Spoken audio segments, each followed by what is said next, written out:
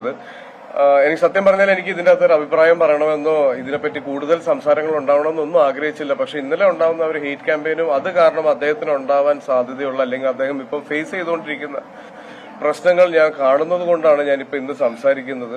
അത് ആ മൊമെന്റിൽ അദ്ദേഹത്തിന് തോന്നിയത് ഒന്ന്, അദ്ദേഹത്തിനെ സ്റ്റേജിലേക്ക് വിളിക്കുന്ന സമയത്ത് അദ്ദേഹത്തിന്റെ പേര് തെറ്റി വിളിക്കുകയും അദ്ദേഹത്തിന് വിളിക്കാൻ മറന്നു, വിളിക്കാനായിട്ട് ബാക്ക് സ്റ്റേജിൽ നിന്ന് റിക്വസ്റ്റ് ചെയ്ത സമയത്ത് അദ്ദേഹത്തിന്റെ പേര് മാറ്റി വിളിക്കുന്ന ഒരു അവസരം ഉണ്ടായി. അപ്പൊ എല്ലാ മനുഷ്യരും ഉണ്ടാവുന്ന ഒരു ചെറിയ ടെൻഷൻ അദ്ദേഹത്തിന് ഫീൽ ചെയ്തിട്ടുണ്ടാവാം.